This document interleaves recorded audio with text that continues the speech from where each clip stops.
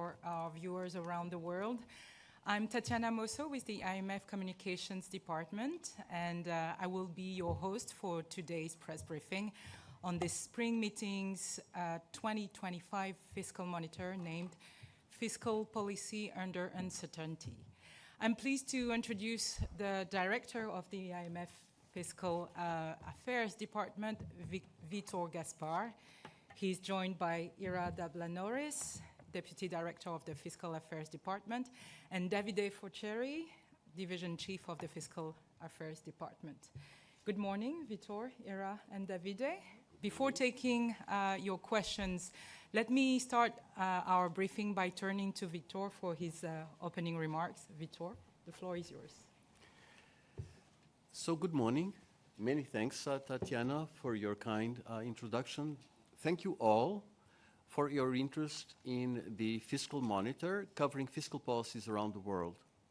Since the last fiscal monitor in October 2024, global economic prospects have significantly deteriorated and risks to the economic outlook are elevated and tilted to the downside. Uncertainty is very high and confidence has been weakening. Financial markets have partially corrected and financing conditions have tightened. Global public debt is very high and rising. According to the WEO reference projection in 2025, it will rise above 95% of GDP. It is higher and growing faster than pre-pandemic. It will be approaching 100% of GDP by the end of the decade, surpassing the pandemic peak. But global numbers hide a wide diversity across countries. In the figure, every bubble represents a country. The larger the bubble, the larger the country's GDP.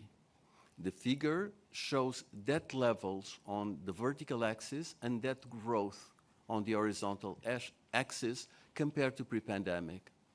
The higher the bubble in the figure, the more debt has increased compared to 2019. 119 countries are above the horizontal axis. For these countries, public debt is higher than pre-pandemic. The further to the right in the figure, the faster debt grows compared to pre-pandemic trends. Bubbles, as you can see, are all over the chart. That illustrates a wide diversity across countries. Therefore, fiscal policies must vary in line with country-specific factors and circumstances.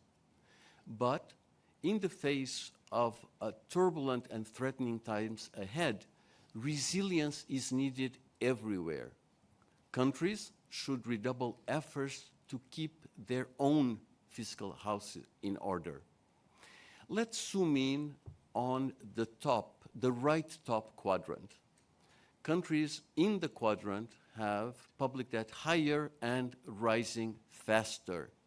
This group includes 59 countries. That is about 1/3 of the 175 countries in the chart. But their economies represent 80% of world GDP. Their economic weight makes them the main drivers of global trends. You can see many large bubbles in this quadrant.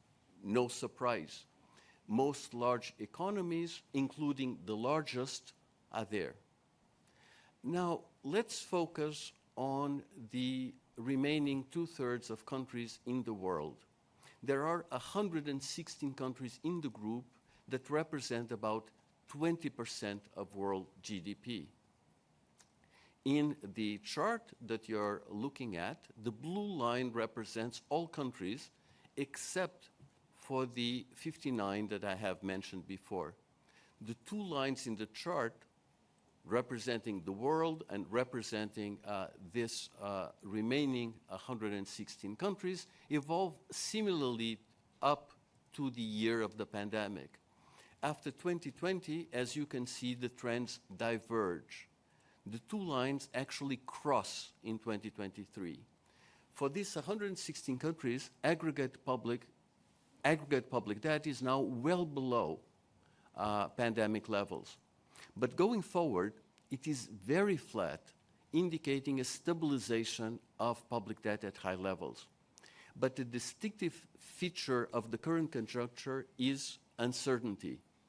One must go beyond reference projections. In the words of the managing director, trade policy uncertainty is off the charts. Upside risks to public debt projections dominate the outlook. The October 2024 Fiscal Monitor introduced a novel tool to quantify the distribution of debt risks around the reference projection.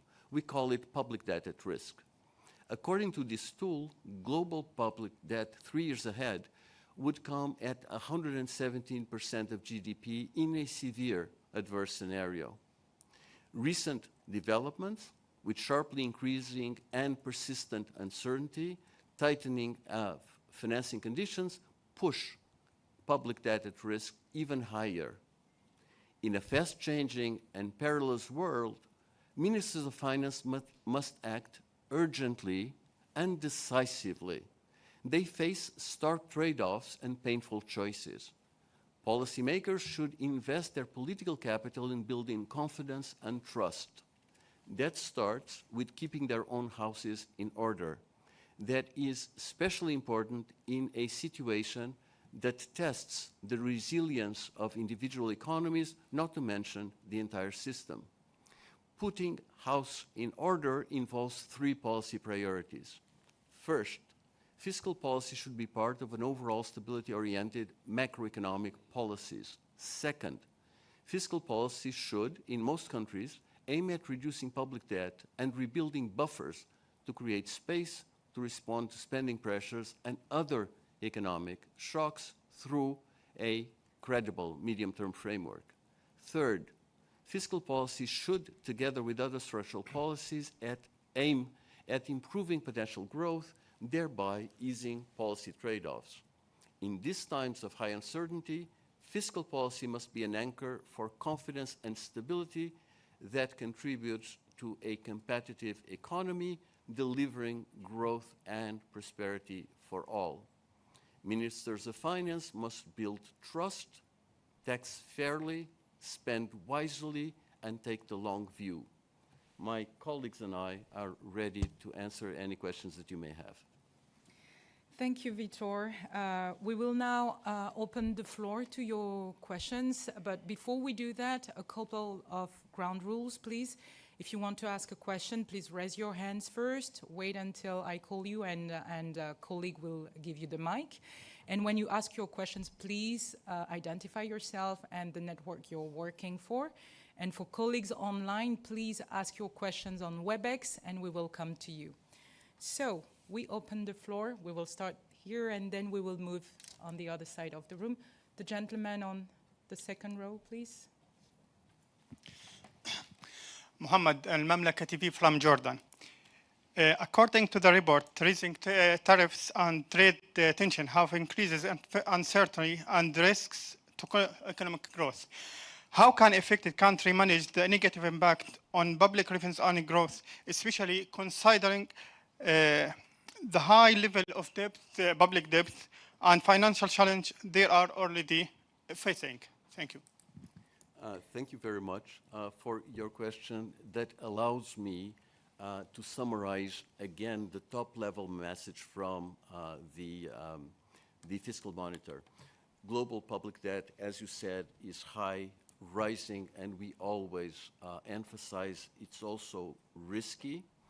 It rose above $100 trillion in 2024, and that was a headline 6 months ago. In the IMF reference projections, that will continue rising, approaching 100% of GDP by the end of the decade. But what we emphasize most at this point in time is the unusually elevated degree of uncertainty. To repeat the quote from the managing director, trade policy uncertainty is literally off the charts. There is therefore a sense of urgency in policy making. According to our public debt at risk tool. Our estimates for 3 years ahead point to debt at risk at 117% of GDP for the world, which is a level that has not been seen in many decades. But even that extreme adverse scenario may be underestimating tail risks because trade and geoeconomic uncertainties escalated, financing conditions tightened, financial market volatility is visible from headlines, and spending pressures have intensified further. So, in those conditions, the point about countries keeping their own houses in order is crucial, and that is instrumental to deliver resilience and sustained growth from a long-term perspective. Thank you, Vitor. As you may have seen, there are 2 chapters. The second one is on emerging markets, and I think Ira and Davide, we have some questions for you too. Other questions? Okay, the lady, 3rd row in the middle, and then I will move to the other side of the Alexandra Sidych, Deputy Editor-in-Chief of the New Voice of Ukraine. My question follows. Given the current global economic shutdown, what are the specific challenges and impacts faced by emerging and developing countries? And what policy measures can be implemented to mitigate these effects? Thanks a lot. Thank you for your question. So perhaps let me start with what we see as some of the key sources of uncertainty that emerging market and developing economies are facing. Vitor had laid out some of the broader issues, but let me highlight 3. So in addition to the fact that we see growth prospects being marked down across the board, and we see that emerging market and developing economies could be impacted through trade, financial and commodity channels, let me highlight 3 specific risks. The first is escalating uncertainty about tariffs and associated policies. And in the Fiscal Monitor, we find that geoeconomic uncertainty, in particular, an escalation of geoeconomic uncertainty actually can push up debt over the medium term by about 4.5 percentage points. And for emerging market economies in particular, it could be as high as 6% of GDP. Now, why is this the case? Because essentially, with higher geoeconomic uncertainty that can dampen growth prospects, it lowers revenues because consumption, production tend to fall.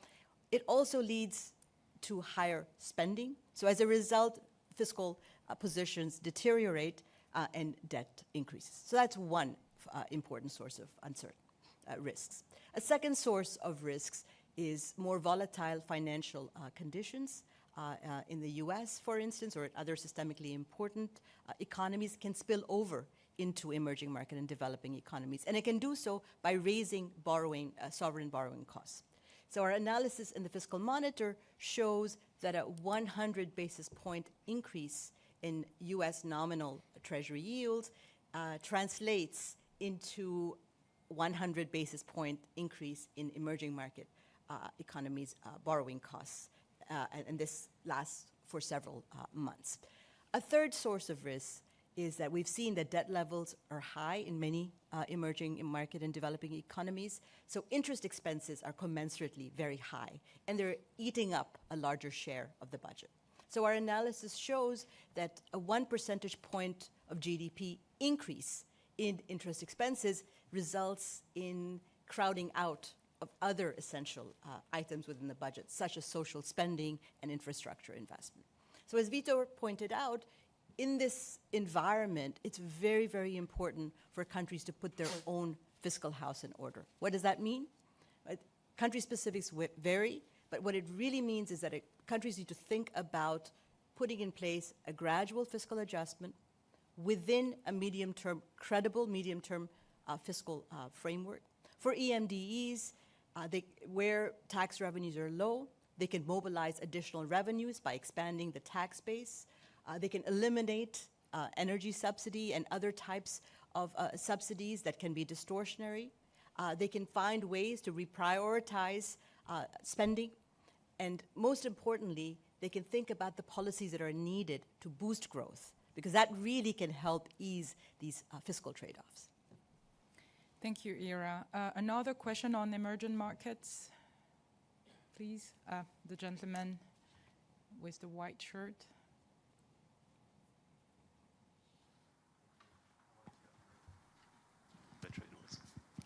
Sorry, Erwan Luca from IFP.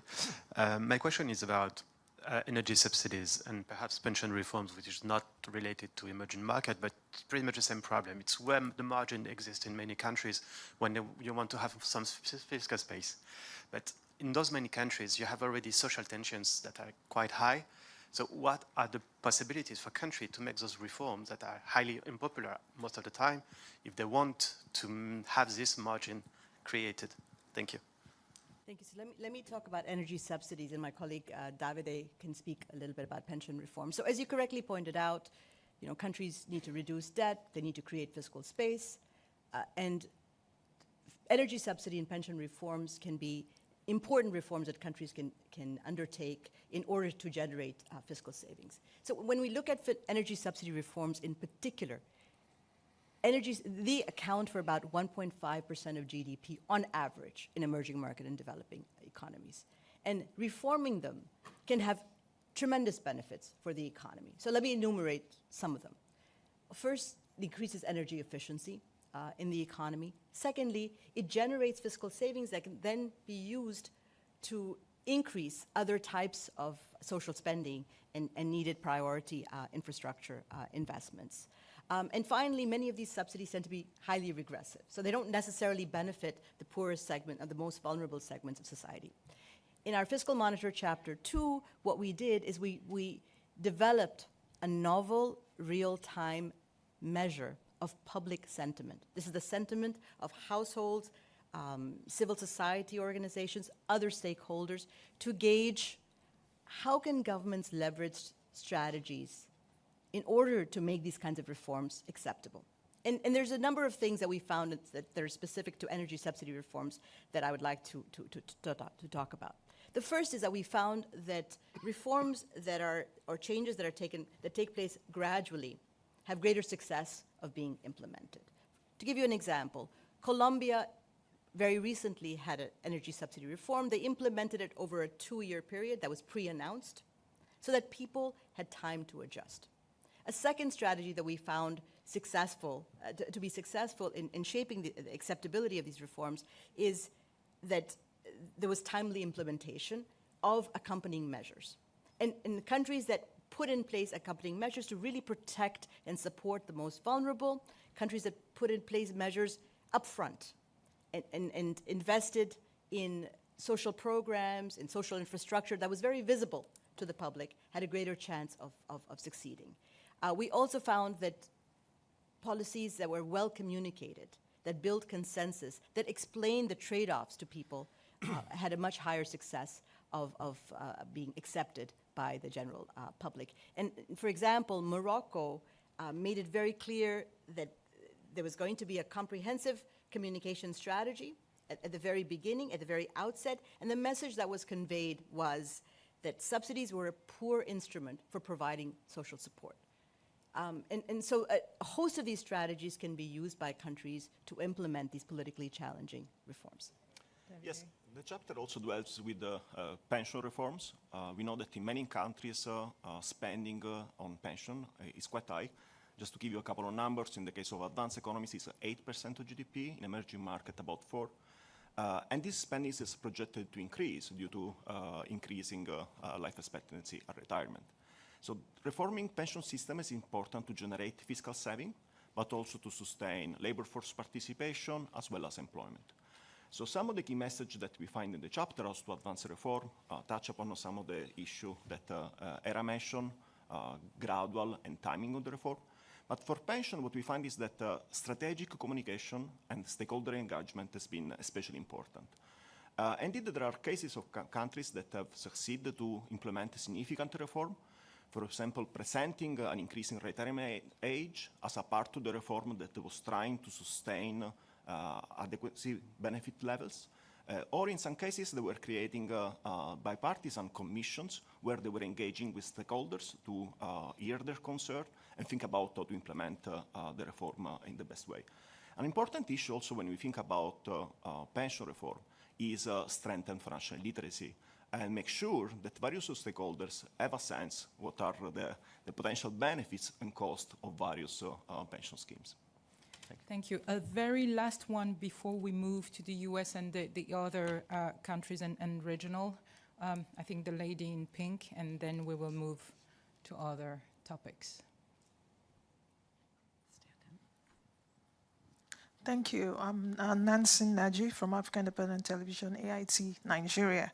I still want to focus on the chapter 2 because we're talking about developing economies and public sentiments. And Erad, when you were talking, you talked about subsidies being this stationary, that's not making the budgets, complete and all of that. But we also know that for many developing countries and even frontier economies, they are under pressure to cut back energy subsidies to ease debt burdens. Yet these same subsidies often help keep the lights for millions of families, low-income families, and businesses. You talked about growth earlier on. So without these low-income businesses, how would you also get growth? So how does the IMF suggest governments balance this, manage this delicate balance and enable these countries to rationalize subsidies while safeguarding energy access and cushioning the most vulnerable without leaving them behind? Because we are torn between having to think that subsidies are really 100% bad. So I really want you to comment on that. Then on Nigeria, energy subsidy reforms that we've seen have sparked protest and public frustrations, reflecting a tough balance between fiscal responsibility and social equity. How do you think that Nigeria can navigate this difficult path, and what specific measures can the IMF suggest to help to ensure that these reforms are fair, inclusive, and accepted by the public? Thank you. So if you don't mind, we will finish with emerging markets, and we will keep the Nigeria question for the regional one. Thank you. So let me talk in more detailed about subsidies. Thank you for your question. These are challenging reforms to undertake. And why? Because they impact people's public, small firms' pocketbooks immediately. So an increase in energy prices, as the government is moving towards cost recovery, pricing, impacts pocketbooks immediately. So, and this is a very tangible impact. Whereas the benefits that I spoke of, which is energy efficiency, the ability to reallocate fiscal savings, take time to materialize. And they're much more diffuse. Everyone benefits from those, but the pocket impact is felt immediately. And this is why it's really important, as we note in our chapter, this is why it's really important to have, for governments to think about a comprehensive strategy on how to implement these reforms. And when you look at public sentiment across different sort of steps of these reforms, what we find that's really important is that countries that put in place compensatory mechanisms, whether this is cash transfers or more targeted transfers, really for those people who need it most, have an easier time in carrying out these types of reforms. So in environments where the public doesn't trust the government or there's weak accountability, doing these things up front in a very visible way, increasing support for social programs, makes it very tangible to the public that the government is going to be doing this and it's going to be accountable, if you will, for the fiscal savings that will be generated. Thank you. So back to the room, please. Any other questions? The gentleman, yes, the gentleman on the first row, and then we'll go to the lady in green. Thank you. Good morning. Ingen Emotion, RIA News Agency, DC Bureau. So as risks for the fiscal outlook have intensified, right, and debt levels may rise even further, as it's stated in Fiscal Monitor, how worried are you about any sort of global debt crisis or regional crises that can appear, taking into account slower growth and new spending pressures on countries? Thank you. Thanks for your question. As you heard yesterday, recession and crisis, more than an individual nature, are not in our reference projections, although, of course, part of the role of the fiscal monitor is precisely to systematically look at risks and vulnerabilities, and our public debt at risk tool is one of the instruments to do exactly that. Now, one point which I believe is very important is that precisely because risks and uncertainty are so elevated right now, there is a sense of urgency in policy action. Why? Because there is still time to adopt policies that improve resilience, and there is still time to think through what are the most relevant vulnerability scenarios that apply to individual countries, to regions, or even to broader systems. And it's very important to do that result systematically so that one is ready if and when a crisis comes. Our experience during the pandemic showed that countries that had easy access to financial markets and ample fiscal space did substantially better than others at managing the shocks associated with the pandemic. Thank you. The lady in the green, and we'll get back to this part of the room.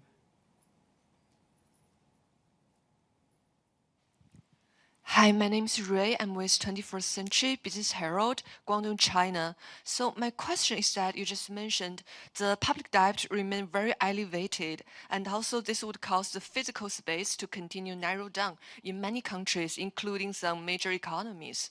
So what consequence will this bring to the world global economy if this kind of situation continues to develop? So I think that the answer that I gave to the question just now applies. Given these elevated risks and uncertainties, it's crucial that countries focus on keeping their own house in order, since situations around the world are so diverse, as Eero emphasized, that will imply different policies in different countries, but the crucial thing is that in a situation that is as fast changing as the one we're facing now, and where risks and uncertainties are so elevated, there is a urgency in acting to improve fiscal space, build buffers, and therefore be in a position to ensure resilience and sustain growth. Thank you.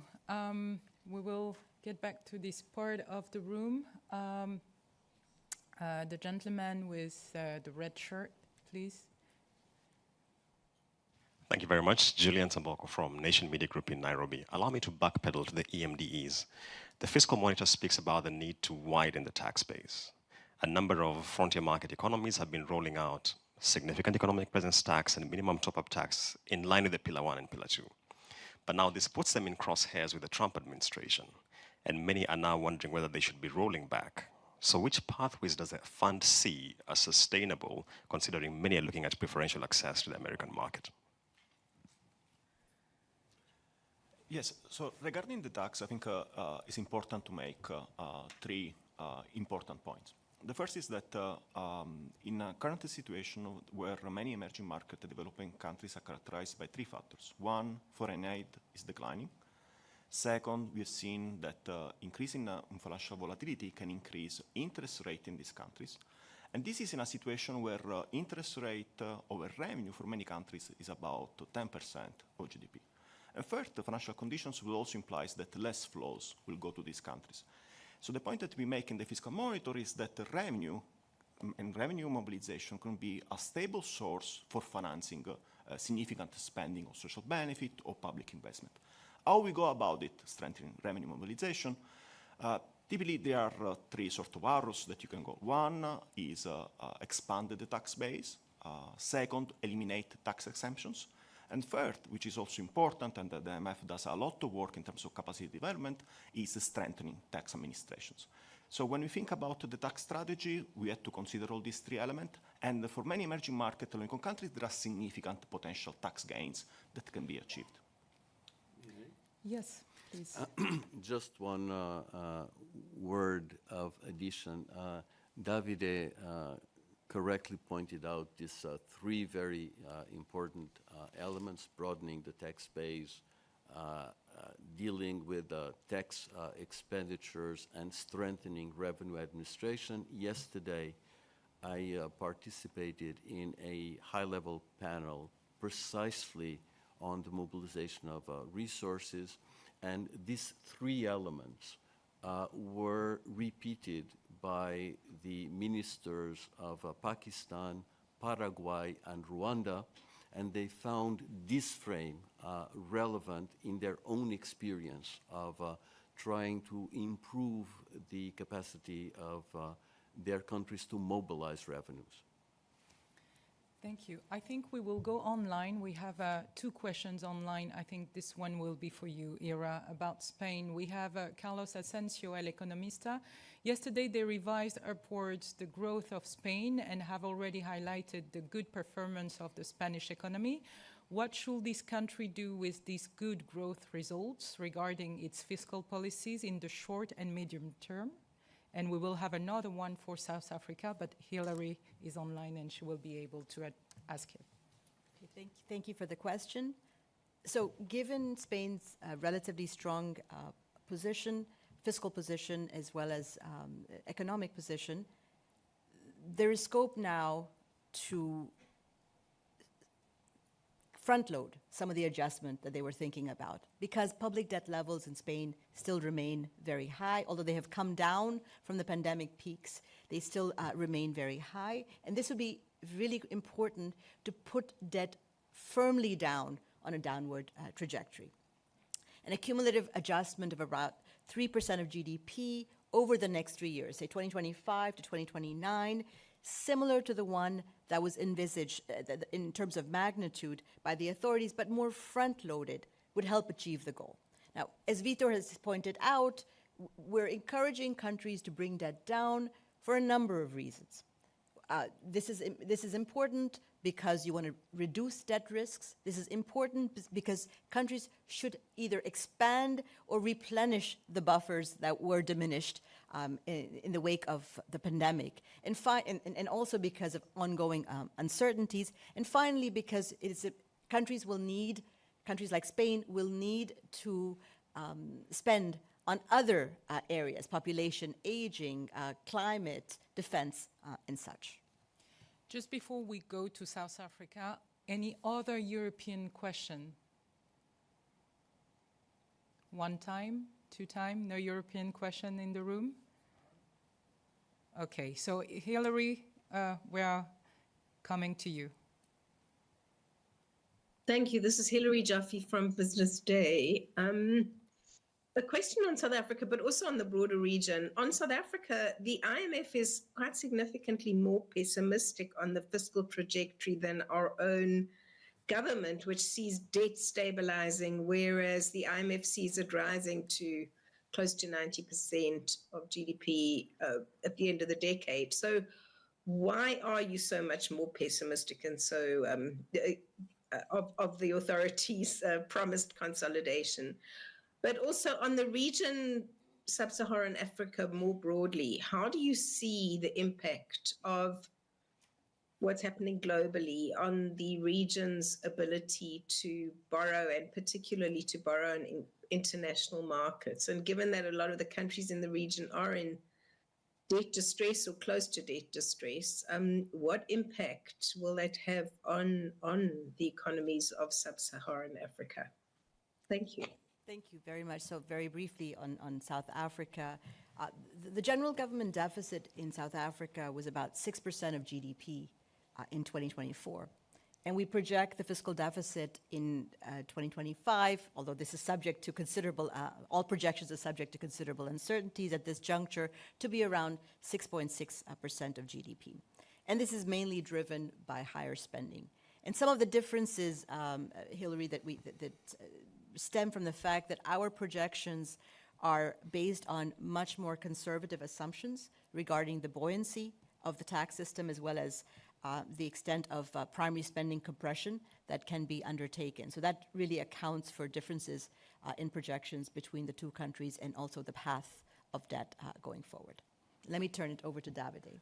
Yes, more broadly, and on financing costs for the sub-Saharan regions, let me point out two factors. The first is that, of course, we've seen interest rate rising. So this increase in the interest rate in many countries, including South Africa, is basically driven by two factors. You have sort of interest rate in main advanced economies that has been on a rising trend.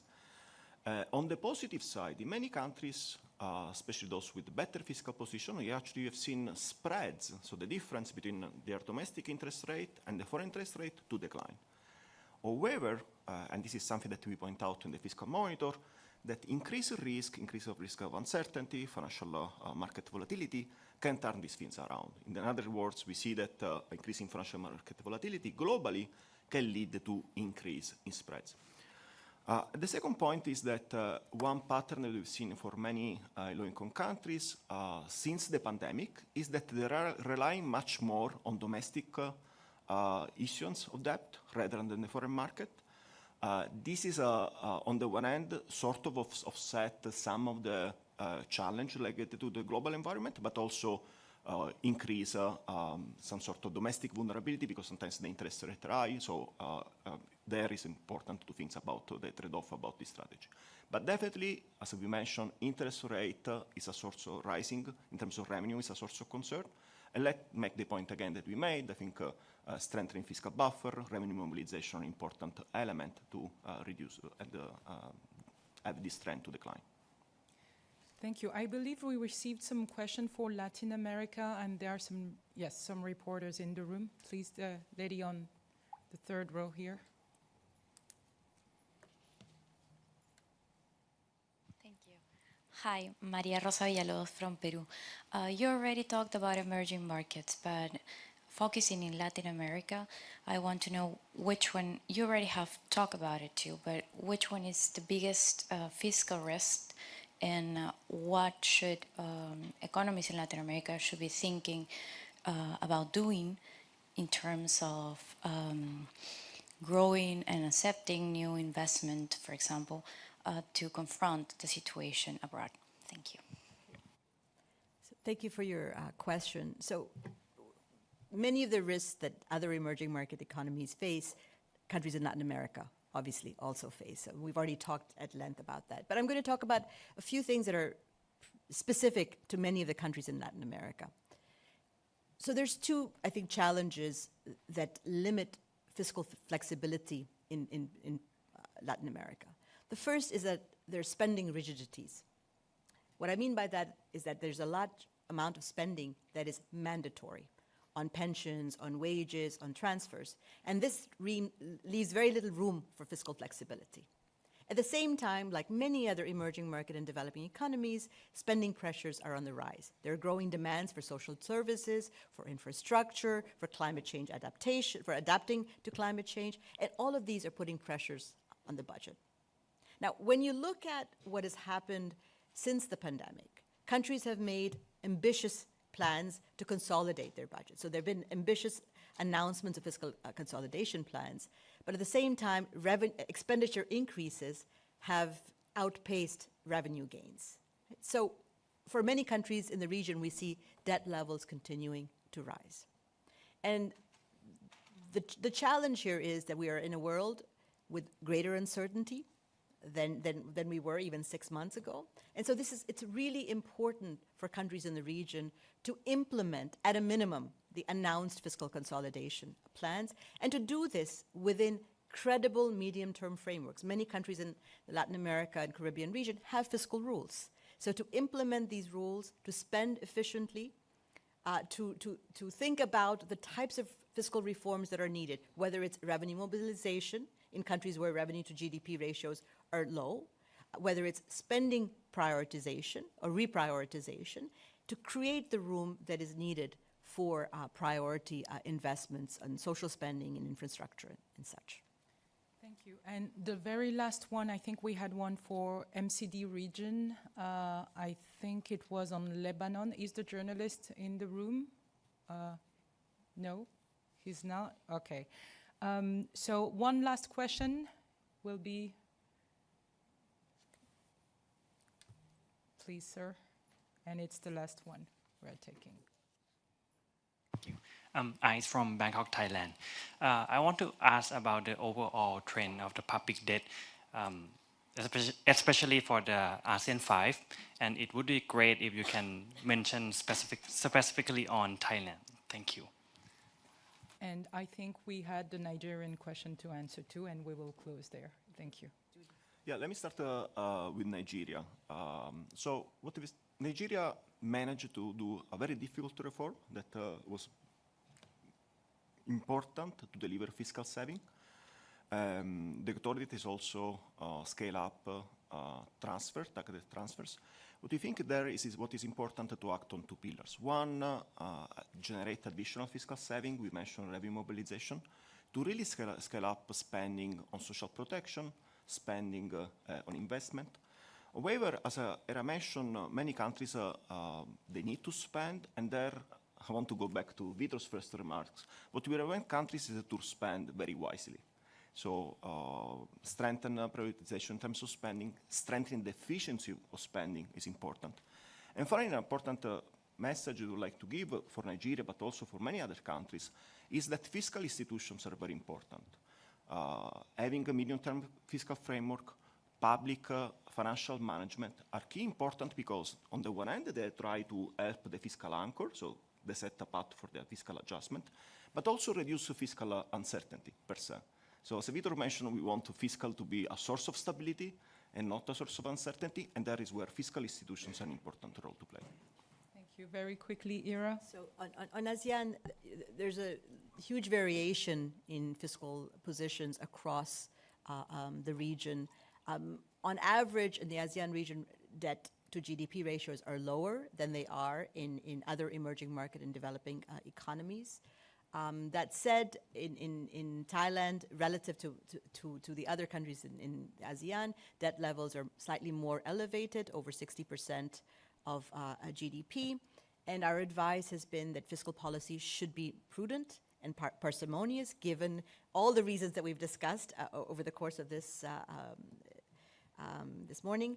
And so measures that are needed to smooth adjustment in light of higher tariffs should be thought of in a wise way, temporary, targeted measures in the context of tariff uncertainty, and ongoing consolidation plans implemented to bring debt down in a sustainable manner. Thank you. Thank you very much, Ira. Vitor, a last word, the very last one, and... I'm fine. Okay, he's fine. So thank you. In the uncertainty, he's fine. So this is a positive, a positive thing. Okay, thank you very much for joining us during this press briefing. Just a reminder for you, the Managing Director's press conference is tomorrow at 8 a.m. We will also have regional press conference for the 2 next days. For the program, please look at our imf.org website. And if you have any follow-up questions on the fiscal monitor, please send them to me and my colleague Eva. Thank you very much and have a good spring meetings.